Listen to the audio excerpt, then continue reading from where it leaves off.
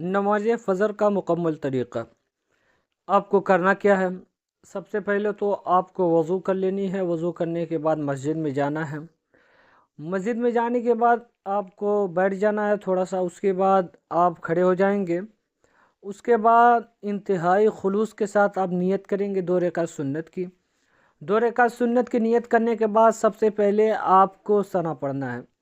सना पढ़ने के बाद आपको तवज्जो तस्मीह यानी अऊज़ु बिल्लाहि मिनश शैतानिर रजीम बिस्मिल्लाहिर रहमानिर रहीम पढ़ना है। ये पढ़ने के बाद आपको एक सूरह फातिहा के बाद कोई भी छोटी सूरत आपको मिलानी होगी, बशर्ते यह कि वो 3 आयतों से ज़ायद हो। उसके बाद आप रुकू करेंगे, सजदा करेंगे, क़याम करेंगे। उसके बाद फिर दूसरी रकात के लिए खड़ा हो जाएंगे।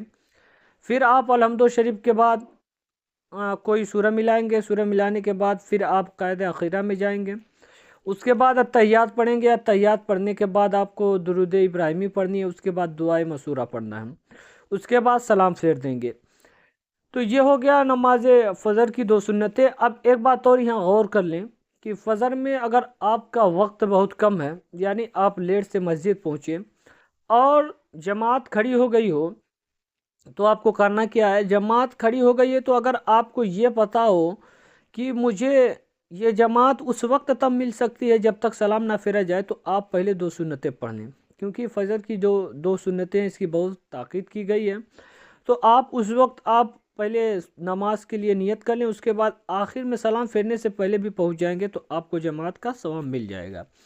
उसके बाद आपको क्या करनी है? 2 रकात नमाज फ़जर की जो फ़र्ज़ है वो नियत करनी है।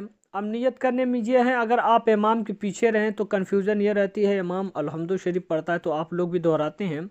हालांकि ऐसा नहीं करना चाहिए। सवाब के चक्कर में आप लोग सूरत को दोहराते हैं।